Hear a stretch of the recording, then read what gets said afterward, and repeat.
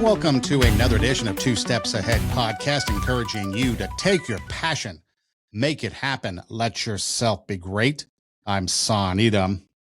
Racism, something that we continue to deal with today. Racism is more than just a word that's thrown around on the newscasts, in the bars, in the workplace, anywhere that it's used. And there are few accusations that are more emotionally explosive than accusing someone of racism or being a racist. When racism is real, it can humiliate people. It can deny people opportunities. It can destroy trust. It divide communities. And sometimes it'll lead to violence.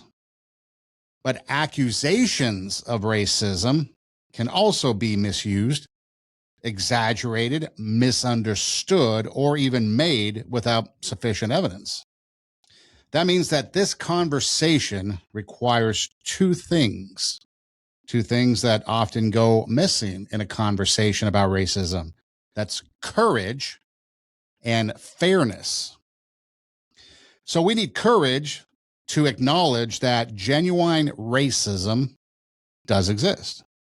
We also need fairness to avoid judging others without the facts. So that's the goal of this episode, is to not assign permanent labels to people. It's to identify destructive attitudes, behaviors, protect people from discrimination, encourage accountability, and help society move forward toward reconciliation. So let me ask you this question. How do we take racism seriously without turning every disagreement into racial warfare? We hear it on the news. We hear it from our politicians. Everything is the race card. If somebody gets fired, it's the race card. If somebody doesn't get hired, it's the race card. If somebody does something, it's the race card. If it's too hot, it's the race card. If we're not having fun, it's the race card. It's over. It's basically, people have cried wolf for so long when it comes to racism that now a lot of people just ignore it, or they get caught up in the misunderstanding or the lies. However, racism is structured in society today.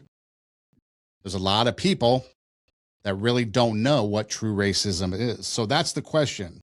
How can we take racism seriously without turning every disagreement into racial warfare? It matters because racism thrives at two extremes, okay? One extreme is that people deny racism exists unless someone openly uses a racial slur. At the other extreme, people assume that every uncomfortable interaction or unequal outcome or political disagreement or cultural criticism must be racist. Neither of those two extremes, though, produce understanding, which is what we're trying to do here today. So real progress requires us to examine evidence, context, patterns, attitudes, behaviors, policies, history, and impact. You think we can do that today? So what is racism? Well, at its simplest form or definition, racism is the belief or the assumption or behavior that treats people as inferior, treat people as dangerous, untrustworthy, unintelligent, or less deserving because of their perceived race or ethnic background. Racism can include many things, including racial prejudice, negative attitudes or assumptions towards a racial group. It can include racial stereotyping, treating millions of different individuals as though they all think, behave, and live the same way. Racial discrimination, treating someone unfairly because of their race or ethnicity. And then, of course, there's institutional discrimination, rules, practices, traditions, decision-making patterns that unfairly disadvantage people based on race, whether the unfairness is intentional or has been allowed to continue without correction. So definitions, they do sometimes differ. People will use the term racist or racism to describe any race-based prejudice or discrimination. Others define racism more narrowly as racial prejudice reinforced by institutional or social power. But we're not going to get bogged down in a vocabulary fight. We're going to ask practical questions. So if something happens and racism is involved, or the accusation of racism, we have to ask ourselves, what happened? Who here was treated differently? Was race indeed a factor? What evidence supports that conclusion?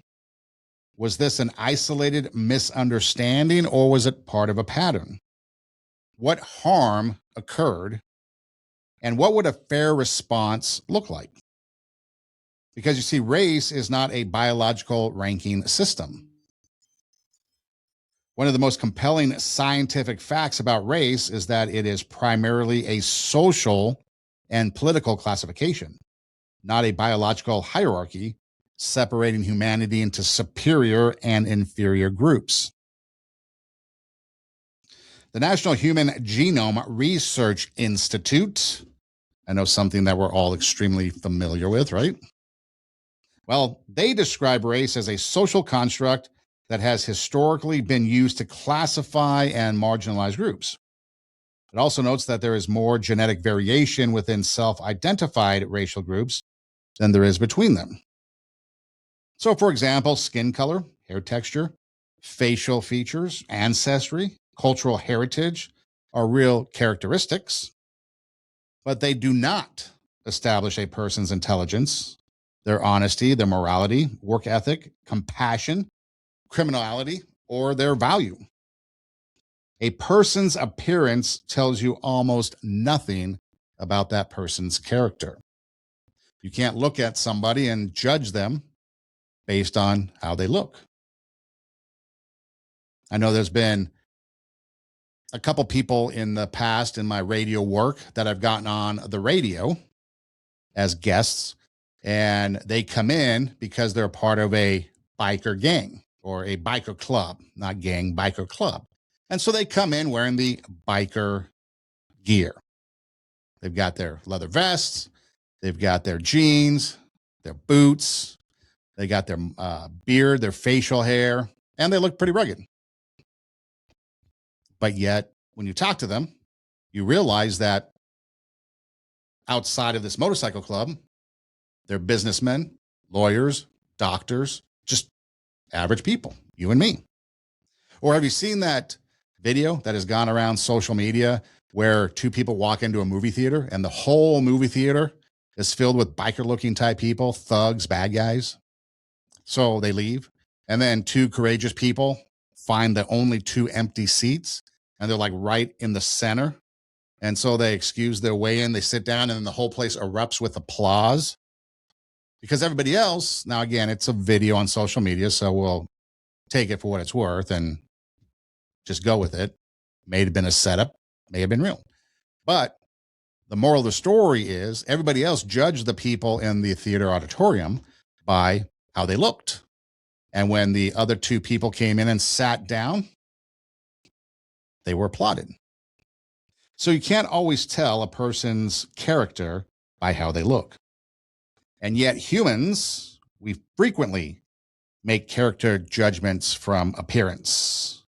And that is where the stereotype begins. And if you really want to think about it, there could be some very small stereotypes. You ever watch a TV show or a movie and they'll put the person, the character, in glasses, eyeglasses when reading a book, or eyeglasses to make them look smarter? So sometimes it's just the simplest stereotypes that could, I'm not saying in this case it does, but it could lead to some sort of discrimination. You also got to take a look at some of the other things that go on when we talk about racism. So, for example, cultural differences. treating someone's culture, their heritage, different as proof of inferiority, applying rules more harshly to one group than another. Now, coming off of the most recent World Cup, everyone came to America to watch the World Cup. And there was a lot of people that had misinformation about America, especially places that are not really a vacation destination, like maybe Kansas City, for example. And people loved it. I mean, you had ranch dressing become a huge hit. You had other things that people from other countries came here and enjoyed about American culture. And a lot of people were shocked to realize that maybe what they heard on the news wasn't exactly what the truth was when it came to people. And that's what we have to be careful, because we will get information from the news, from social media, from other places, colleges, academics, and it's just wrong. And when you embrace the people of different cultures, you find out and you realize that that is not true at all. And in fact, I think there was a line from a movie. It was Mr. Baseball with Tom Selleck. I like baseball movies, so I'll pretty much watch almost any baseball movie. But I'm watching this, and there's a scene in there where Tom Selleck goes to dinner with his agent. And she presents dinner, and it turns out to be a steak. And she's like, "Why are you surprised it's a steak?" And so Tom Selleck's character was talking about how he thought it was going to be some like kind of maybe seafood or sushi or something like that, more Japanese cultured food. But she said, and this was a great quote, that Japan takes the best of all cultures and countries and makes it their own. Now, we try to do that, and people will scream cultural appropriation. But is there nothing wrong, or I should say, is there anything wrong with taking the best of what everybody has and making it our own? Why not? Why not celebrate different cultures? So subtle situations require context. One awkward statement does not always prove hatred. People can be uninformed, which we've learned. They can be careless, maybe nervous, insensitive, maybe just socially clumsy. And they don't really have a developed racist ideology. They're just unfamiliar. How do you respond when you approach somebody maybe that you don't know and they're in a wheelchair? How do you approach somebody that you don't know that maybe is missing a limb or is different in physical appearance because they were scarred from injury, maybe a fire burned their skin? Okay.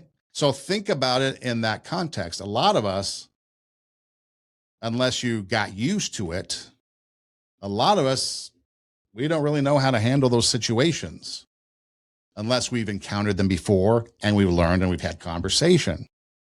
I had a colleague one time at a college I was working at who was in a wheelchair.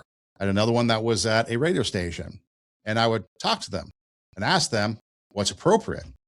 For example, is it appropriate to touch their wheelchair? No, it's not. Is it appropriate to push them?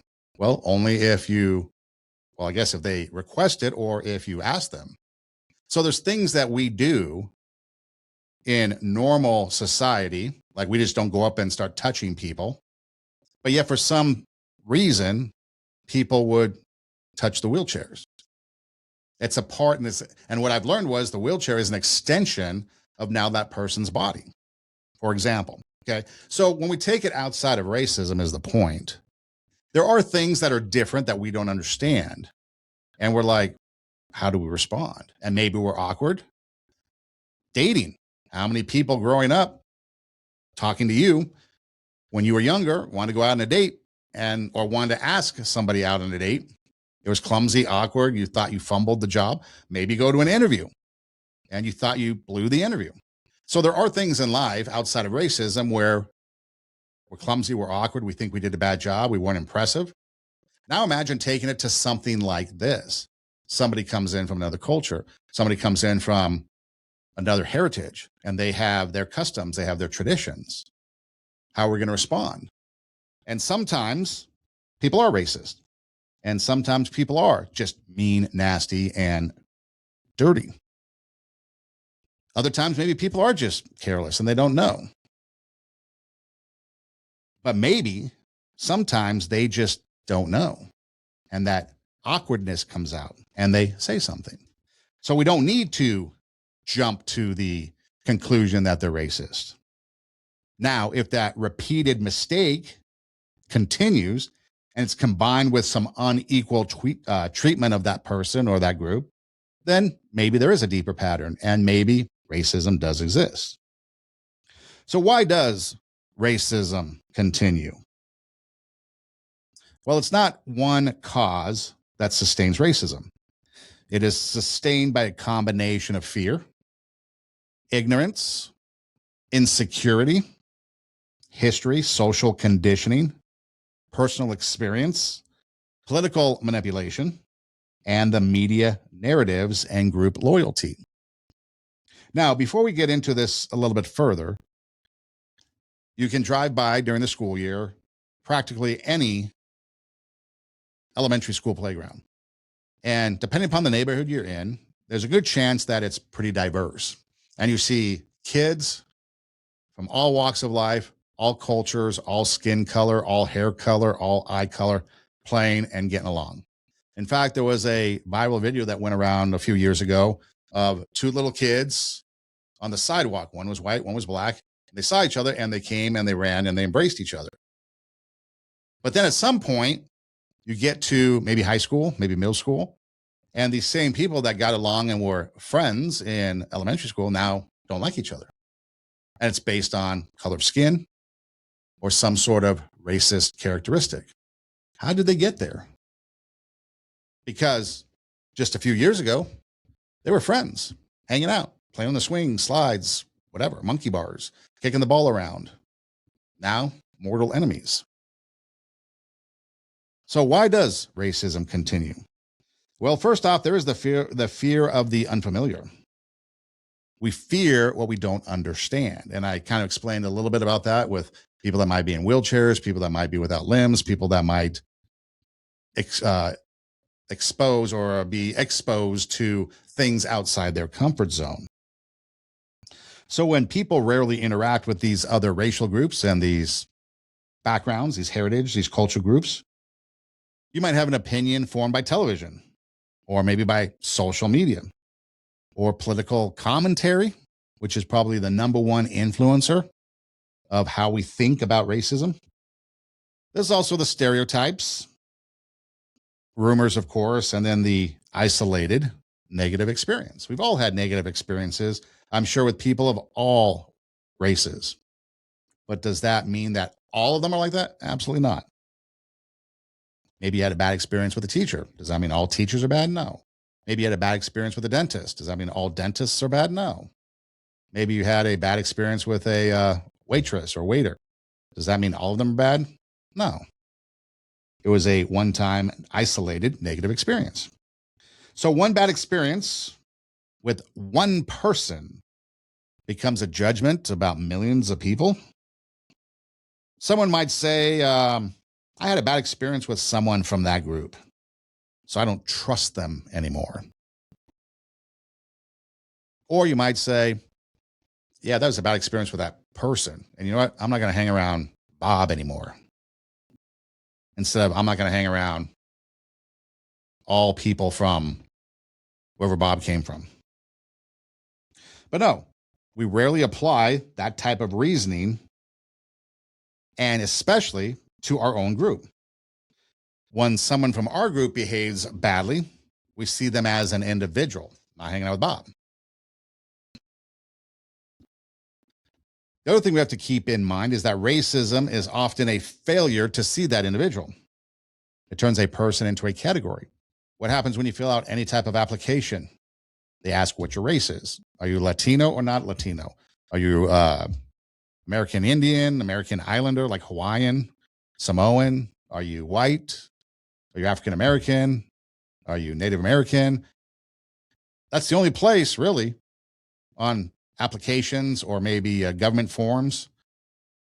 When you walk into a restaurant, you don't have to check a box as to what your race is. So again, some entity out there is continuing to keep society in that category of people. But no, instead we see Marcus as the father, maybe a teacher, maybe he's a musician. He's my neighbor. He volunteers down at the rec center. coaching basketball. But yet the rest of us see us as a black man. Back in 2020, did a couple of interviews with some students that I had, and they were black. And I asked them, what do you prefer to be called? Black, African American? And the response, all three of them, was like, it really doesn't matter as long as it's with respect. They don't care. Preferably, they don't want to be seen as black. In fact, their response was, I'm a person who happens to be black, just like you're a person who happens to be white. Why is it that we only identify those other people as classifications? And so the response was, as long as you are talking about respect, you can call me black, call me a black man. You don't have to sit there and be PC and say I'm African American, because there are some people who are black that aren't African American. For example, Lennox Lewis, the boxer, just comes to the top of my head. He's British, English. How can he be African American? He's black and he's from England. No American in him, not even an American citizen. And you've got others like the beloved Elon Musk and others, I think Charlize Theron, who are actually African American. They're from South Africa. It's African. And they're from American citizens. Or what about the people from North Africa, like Egyptians, Moroccans, people that aren't of black skin? Are they not African Americans? So you can see how we start getting into these categories that it really becomes kind of ridiculous and stupid. We see Maria. She's the nurse, a mother, a business owner, maybe a community leader. But to others, she's a Hispanic woman. Instead of seeing Daniel, the student, the athlete, the future engineer, he's just an Asian kid, and an Asian kid that's good at math. So instead of seeing an individual white person with a unique background, someone assumes they're automatically wealthy, powerful, sheltered, hateful, and personally responsible for every historical injustice that ever occurred. White privilege. I'm not going to get into white privilege because it's not going to fit the conversation, but if you ever look it up, look it up. Look at the origins of it. Look how it came about, how long it's been around, and you might be surprised just how ignorant the person and that whole concept of white privilege is. Just because you're white doesn't necessarily mean you have privilege. Especially today, when you take a look at musicians, when you take a look at athletes, actors, business leaders, lawyers, doctors, a lot of people that have these jobs and these careers with all different color skin, all making different kinds of money. Are we completely equal? Well, no, because there are some people that are still racist today. There are still some entities that practice racism, but compared to the 1950s and maybe before, 1960s and maybe before, leading up to that time, maybe the 1970s and before, today, a lot more freedom. But yet for some reason, people are trying to keep us down, trying to keep that racial divide because they need it for their power. Without a racist-based group of people, others will lose power. And I'll let you figure out who those people are. So besides racism, failing to see the individual, and being a situation where racism can do more harm than good. In fact, there's never really any good when it comes to racism and reverse racism and all that. We have to think about that moment. Will we ever get there? Martin Luther King Jr. speech, I have a dream, one day. One day's not there yet, although we're getting closer. The moment we stop seeing individuals and begin assigning collective guilt, collective inferiority, collective suspicion, or collective moral superiority, we are moving towards prejudice. And that's kind of the moment that we're at in society right now, in history right now. We're at that moment where we can either go down that racial path because anybody, politician, especially on the left, throw out the race card. Nobody in the NFL was hired if you're a black coach or maybe Colin Kaepernick, must be racism. If someone doesn't win an award, it must be racism. If someone is arrested for speeding, for doing something, oh, it must be racism. No, it might be just an individual committing a crime. Racism can be overt or subtle. Overt racism is obviously easy to identify, maybe a racial slur. Explicit beliefs in racial superiority, maybe something we once saw from the KKK. Refusing service because of race. Can we also include maybe refusing service because somebody has a particular job that maybe you don't like and you hate them for that? Something to think about. Threatening interracial couples. Harassing someone because of skin color. Rejecting a qualified applicant after discovering the applicant's race. Subtle racism, it's kind of harder to evaluate, assuming someone is dangerous without evidence. Repeatedly confusing coworkers of the same race. Expecting one person to speak for an entire racial group. Expressing surprise that someone is educated or articulate. In fact, the three individuals, black men that I interviewed a few years back in 2020, all articulate, all dressed well, all well educated. Two of them are in the radio business. Well, one's in radio, one's in voiceover, and the other one is in just enjoying life and doing his thing. They all dress, I guess you could say probably outside the norm, maybe, that people would think. Why are you dressed that way? I remember one of them came and he was always kind of maybe in a tie, button-down shirt, maybe a coat, sports coat or something, looked sharp all the time. And his motto was, you got to stay ready so you don't have to get ready. And the more you talk to them, and the more you talk to him, specifically this one, it was quite impressive. His mentality about success, work ethic. And it's like, yeah, why are we judging others as a group of people and why not as individuals? Because yes, you have someone like this one guy, and then you have multiple others, maybe that might be involved in gangs and things like that. Two completely different people, two different completely ways of life, but we don't lump them all in together because not all black people are in gangs.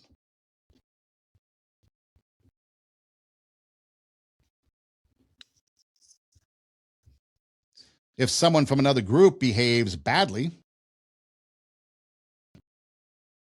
are we going to treat that person as a representative of an entire group? Because that is one double standard behind prejudice. Another reason racism still exists is because it's learned behavior. I talked about the kids on the playground at elementary school playing together, and then they get to maybe middle school, high school. Now they hate each other based on race because it's learned behavior. No child is born knowing racial stereotypes. Children learn from what adults say, what they laugh at, whom adults fear, where families choose to live, what media they consume, which historical stories they're told, and which stories are ignored. A parent may never say directly, you should hate those people, but maybe in other ways they give off that vibe. The lesson can still be communicated through suspicious comments, jokes, warnings, avoidance, contempt, or silence when racism occurs. Children notice who is welcome into the home. They notice who's described as threatening. They notice whether racial jokes receive laughter or correction. And the next generation will inherit either our prejudice or our courage. What would you like to give to the next generation? Prejudice or courage to stand up against it? Now, we do have to be careful to a certain extent because, yes, there are some, how can I say this? There are some things that we just don't want to do, okay? If you're walking down the street and perhaps you see somebody, and let's just go with, well, it doesn't matter who it is, and you think, well, they look a little suspicious, a little frightening. I think I'm just going to walk to the other side. That's okay. We have to use wise or wisdom in our daily lives. So sometimes it doesn't matter who they are, but we can take action for ourselves, our safety, our security, our mindset, our comfort zone. And maybe meeting somebody on the street corner is not the place to figure this all out. We want to take care of ourselves because trusting somebody else, no matter who they are, trust is earned, not given. So if you're in the mall, walking down the street, on a college campus, you may not just automatically jump into conversation with people. Maybe you have to earn some trust, develop a relationship, or at least some sort of common ground. And then you can start exploring the topics, the conversations, asking the questions, trying to understand each other. So learned behavior, yes, but also learned behavior can be also stemmed from safety. It could be stemmed from something that makes sense, logic, common sense, things like that. So just keep that in mind. Another reason is tribalism. We naturally form into our groups. We divide ourselves by race, nationality, our neighborhood or religion, politics, sports, education, and economic class. We're already doing that, right? Our group identity is not automatically wrong. Our cultural heritage can create belonging, can create meaning and community. But the danger becomes when the love of one's group becomes contempt for another. Healthy pride says, I appreciate my history and my culture. Unhealthy superiority says, my culture makes me better than you. Healthy unity says, we take care of one another. Unhealthy tribalism says, we protect our people even when they are wrong. And we condemn your people even when they are innocent. What about the insecurity that people feel or their need to feel superior? Some people will build confidence by putting someone else beneath them. If a person feels powerless, unsuccessful, or maybe unimportant, racial superiority can provide a false sense of status. I may not have achieved much, but at least I'm better than them. That's not confidence. That insecurity is wearing the costume of superiority. Real confidence does not require another group to be inferior. There's a fine line between confidence, I always say, and arrogance. Confidence is you know you're good at something and you don't have to talk about it. You just do your thing. Arrogance is you're not quite as good as you think, but you have to try to tell everybody to try to convince them that you're good at whatever it is you're talking about. And that's something very similar here. If you are confident in who you are, if you're confident in your race, your culture, your heritage, then you don't need to worry about what other people are doing, what their culture is doing, what their heritage is about. And in fact, confident people, if you're confident in your own culture, your own heritage, your own history, will embrace others and expand. We also deal with economic and political manipulation. We've seen throughout history, leaders have gained influence by giving frustrated people a racial, ethnic, or religious group someone to blame. So if this group is frustrated, blame them. If this group is frustrated, blame them. What do we see now in society today? Jewish people. They've always been kind of a targeted group, but we see that now. Why? Why do we want to arrest Netanyahu? Because he's Jewish? Why are we blaming the Jews for everything? They're peaceful people that just want to exist. Again, not every single individual one is. Everybody has the good, their bad, and their ugly as a racial group. But just like Black people, just like Hispanic people, just like Asians, just like whomever. We all have our good, our bad, and our ugly. But we're all people. We are all created by God and created in his image. Therefore, we should all treat each other as such. But so we've seen that religious leaders or political leaders or just historical leaders, they've gained influence, like Hitler, for example, blaming the Jews, united Germany. And so they give this particular group someone to hate them. It's their fault. Instead of examining complicated problems such as unemployment, crime, education, housing, family instability, healthcare, maybe some economic change, leaders offer an enemy because it's easier to do. I mean, you think about racism in America, we automatically think, slavery and black people. You should check out the Irish in New York City, for example. Do your research. Check that out and see what you find. Someone might say, your life is difficult because of them. Blame them. When actually, perhaps it's the politicians that are making your life difficult through heavy taxation, through not spending tax money on things that they need to, on things that they should.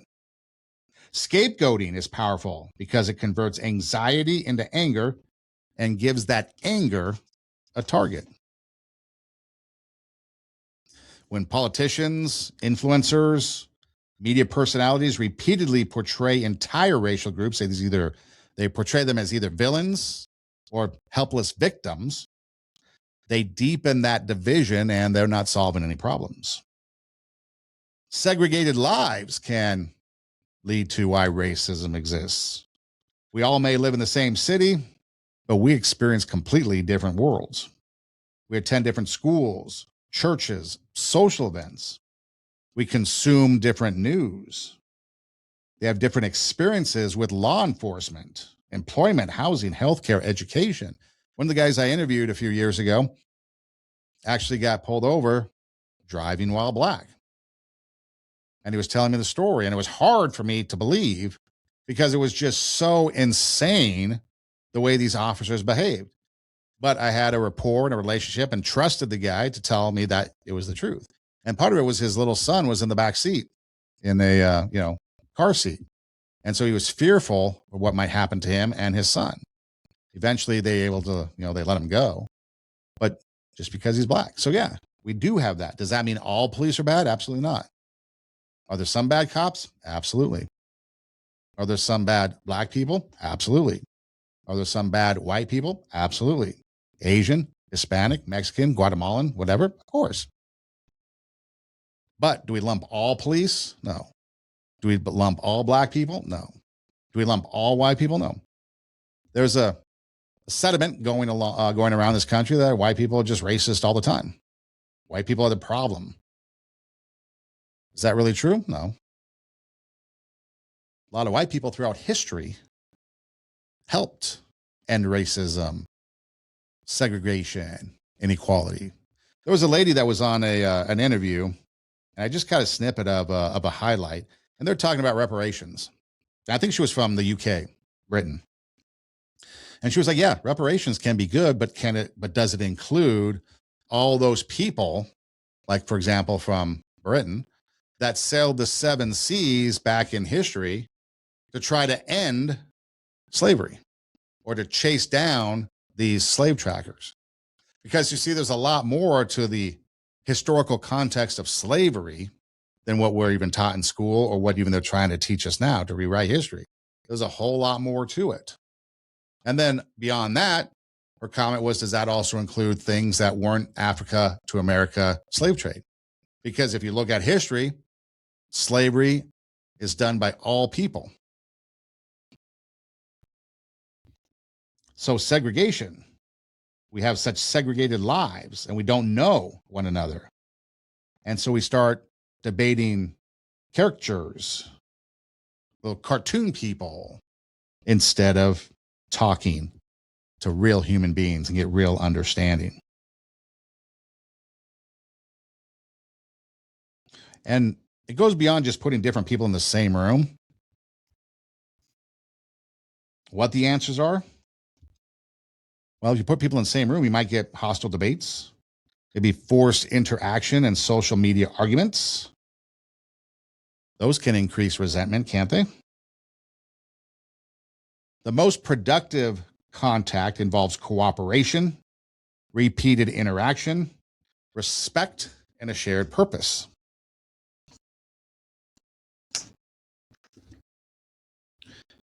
So what about racism? Well, when you look at it, racism damages the person practicing it. It damages the person who holds racist beliefs. It narrows a person's world. It creates suspicion where friendship could exist. It causes people to reject talented employees, trustworthy neighbors, loving family members, and valuable ideas. It replaces curiosity with certainty. The racist person believes that he already knows someone whom he's never met. It can also damage institutions when people believe that schools, employers, churches, police departments, courts, government agencies treat racial groups differently. Trust begins to collapse. Once trust collapses, even fair decisions may be viewed as suspicious. That's why institutions need more good intention, transparent standards, consistent rules, reliable documentation, and fair avenues for appeal. Because fairness must not only exist, people must be able to see how these decisions are made. So you can see that racism affects a lot of people. So how do we deal with a racist person? Well, there's no single response that fits every situation.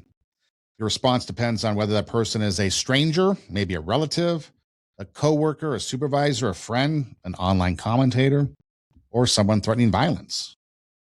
But step one in dealing with a racist could be evaluate safety. Do not risk your physical safety merely to win an argument. Walk away, hang up, click off, block them. If someone is threatening, if they're intoxicated, armed, aggressive, or surrounded by hostile supporters, leave the situation and maybe call 911. Courage does not require recklessness. You are not obligated to personally reform every racist person, so evaluate safety. Decide whether the person is ignorant, defensive, or hostile. Step two, there's a difference between someone who asks an awkward question and someone committed to racial hatred. For example, I was doing a lesson in my English class and we came across the word bonnet. Now, depending upon your culture, your heritage, your age, a bonnet might be one of two things. A bonnet might be Little House on the Prairie, covered wagon, the ladies wore the bonnet. Or you could be someone from the Black community that wears one of those bonnet things where you put your hair in it or your head in it, and it's kind of like a all-encasing cap. And so when I first said bonnet, those that were from a certain age and a certain culture thought about a certain type of bonnet, and nobody thought about the others because nobody knew that. But I brought that up as a comparison. So you see, and so I asked some questions. I'm always asking questions. I'm asking questions about, because fortunately for me in my job situation, I come across a lot of people from a lot of different cultures, heritages, skin colors, likes, dislikes, fashion, all that, tattoos. And so I ask people questions all the time. And at first they may be like, what? But then they realize by my tone, my manner, my sincerity, that I'm literally curious about why this is. And so I've had many conversations about people. And so I'll use stuff like that all the time to break the ice and ask questions about things because I want to know. And it breaks down the stereotypes. It breaks down the differences. And now I have an understanding and they appreciate that understanding. And so sometimes those questions might be awkward, but they appreciate asking. So I can figure out and now understand why they do that.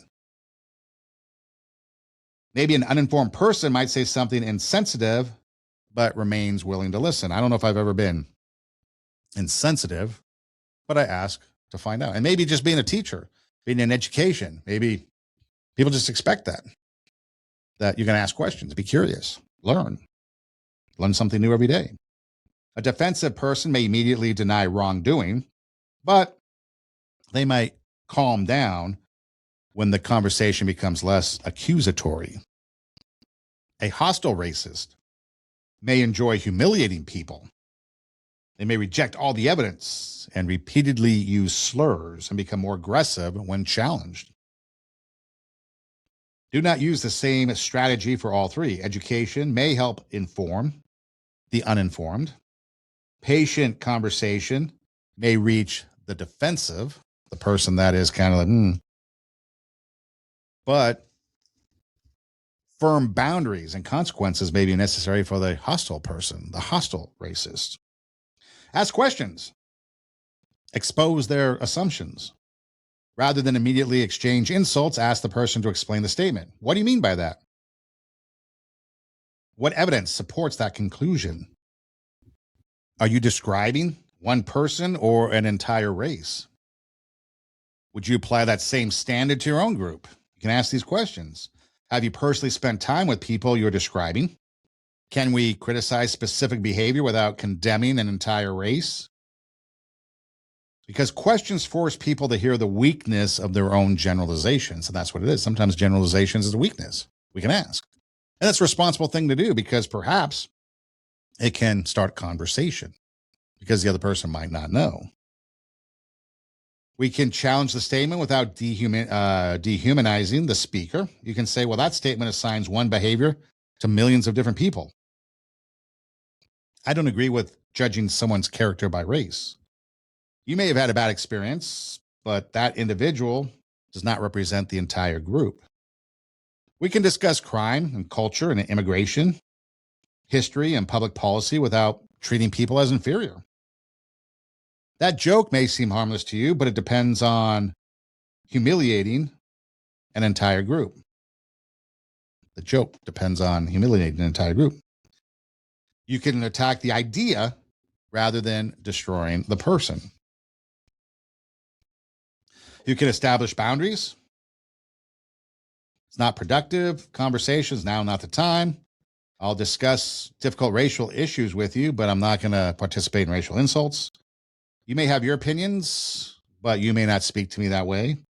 If you continue making those comments around my children, we'll leave. If I'm ending this conversation because it has become disrespectful. Again, we're talking about dealing with someone that is probably racist. Boundaries protect dignity without requiring hatred. So it's okay to walk away. And then document workplace or school incidents. If it occurs at work or school, record the facts, write it down, time and date. And that's a good thing to do with all kinds of stuff. Any type of altercation. The exact words or actions, who witnessed the incident, whether similar conduct happened previously, how supervisors, administrators responded, maybe record any relevant emails, messages, or evaluations, policies. Documentation should focus on observable facts rather than emotional exaggerations.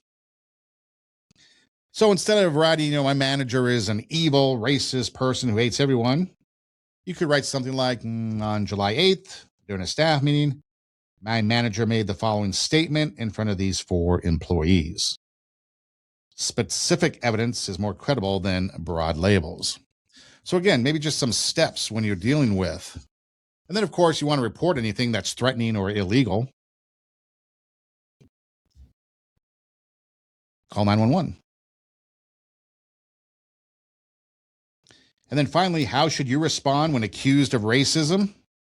Because, being accused of racism can produce fear, anger, embarrassment, and defensiveness. Now, some accusations could be justified. Some involve genuine harm, even when the person did not intend it. Although we do have to be a little bit careful there because there's a lot of people that will say, well, it doesn't matter what you think, it's how I feel, and their feelings aren't true. Like they're making it up because they're an activist, or they're making it up because maybe they're racist. So again, logic, common sense, reason, good judgment. But we're going to talk in good faith here. So yes, some accusations might be justified. Maybe somebody did say something, but did not intend harm. Maybe it was an awkward situation. Maybe it came from a result of a misunderstanding. Maybe some careless, exaggerated, or politically motivated statement was made, and it was knowingly false, because we see that a lot today. So every allegation, if you're accused of racism, every allegation should be taken seriously. But taking an allegation seriously does not mean automatically assuming guilt. Just because someone says you're a racist or you said something racist or you dealt in the world of racism, you can take that seriously and be like, okay, I'll consider what you say, but I'm not admitting guilt till we figure this thing out. Let's sit down and talk about it. Have an investigation. Again, innocent until proven guilty. Do not react with rage if you are accused of racism. You don't need to have an explosive reaction. How dare you? You're the real racist. I'm not racist. I have friends from that race. I have a black friend. If you know, you know. That's ridiculous. I will destroy you for saying that. Instead, pause, count to 10 before we send. And a calm response is not an admission of guilt. It seems like sometimes, actually, before I say that, it basically demonstrates self-control. But it seems like we have to, if we ask a question, did you do it? No. Like, that's not good enough. It's like, did you do it? No, absolutely not. I did not do that 1,000%. It's almost like we have to exaggerate a denial just to try to be more convincing, when a simple self-control, no, I didn't do that. No, I disagree with you. Let's talk it out. Could be suffice. So then we're going to ask for specifics. Okay. What concluded or what actions made you think I was racist? What did I say or do to make you believe I was racist? When did this occur? Who was present? Are you concerned about my words, my decisions, or a pattern of behavior? What would you like me to understand? Specificity helps distinguish between actual misconduct, unintended impact, disagreement, and false accusations. And then separate intent from impact. You may not have intended to offend, but it was still impactful. Maybe some words you said, maybe they were careless, misunderstood, taken out of context, but the impact was still there. I didn't intend that. Can you provide context? Then have a conversation. But instead of saying I did not intend that, provide context, which you could, but maybe a more mature response would be, that was not my intention, but I want to understand how it affected you. It's okay to try to understand how it affects someone. Because listening, we may discover the truth. And perhaps maybe an apology is appropriate, or perhaps it's not. Maybe no need for apology. Whatever the case is, though, that impact maybe isn't automatically proven to be racist or have racist intent. No, I didn't mean to be racist, and no, there's nothing racist about it, but people can experience the same statement differently. So both intent and impact should be considered. Your intent wasn't racist, but the impact maybe was. We're also going to admit what is true. We're going to calmly dispute what is false. We're not going to conduct a public revenge campaign if someone accuses us of racism. Instead, we're going to have balance. You see, false accusations of racism are harmful because they damage reputation, careers, relationships, and trust. Just like someone who is racist does the same thing. We also want to make sure that we don't falsely accuse people, because it makes it difficult for genuine victims of racism to be heard. The FAIR principle is simple. Do not automatically believe every accusation, and do not automatically dismiss every accusation. Investigate the evidence. That's sound. Do not automatically believe every accusation, and do not automatically dismiss every accusation. Investigate the evidence. How can we overcome racism? Well, we can examine our automatic assumptions. We can stop treating individuals as representatives. One white person doesn't represent all white people. One black person doesn't represent all black people, and so on. Because we know people within racial groups, they can differ by religion, politics, income, education, and so on. We can listen to people's experience, but never demand that one person has to answer for an entire race. We can build real relationships. We can learn history without assigning inherent guilt. I mean, building real relationships, that's key. Eat together, work on projects together, attend community events, invite people into your home, listen to family stories, serve alongside one another. Because structured contact works better when people have equal dignity, shared goals, and repeated opportunities to cooperate. And so when you take a look at racism and you take a look at where we're at in society today, it's very simple. Golden rule: do unto others as you would have them do unto you. But it takes all of us to work on this and to have an understanding and to have dialogue and conversation. Check our biases at the door. Have conversation about the differences. Don't be offended because someone asks you something or says something. Don't just come off as offensive automatically. Remember, take every accusation seriously, but question every accusation. Take what is said seriously, but investigate. What happened? Why do you believe this? Why did I say that? Why did you say that? Have the conversation. Then maybe together we can move closer to the dream that Martin Luther King had many years ago. This is Two Steps Ahead podcast, encouraging you to take your passion, make it happen, let yourself be great. Check out our website, radiowarp.com. That's radio, W-A-R-P. Click on the Two Steps Ahead podcast logo. Past shows pop up. You can click on the green banner on the page. It takes you to our audio page. You can download and take those episodes with you on the go. So we have a video and an audio postings. You can listen anywhere you listen to podcasts: Spotify, Pandora, Apple Podcasts, iHeartMedia, all the places. You can do an internet search, TWO for the two, TWO, Two Steps Ahead Podcast at gmail.com. We pop up. We're all over social media. You can do, hey Siri, hey Google, hey Alexa, play TWO, Two Steps Ahead Podcast, and we pop up. You can email the show, Two Steps Ahead Podcast at gmail.com. You can reach out through the social media apps, the messaging that goes on there.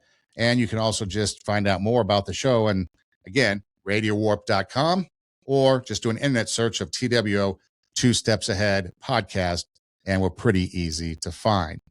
Racism, let's end it. Let's work together. Let's provide understanding, provide opportunities to learn from each other, to take the best of everything and make it ours. But more importantly, let's work together on being together as humanity, made and created in the image of God. And that will be a great start.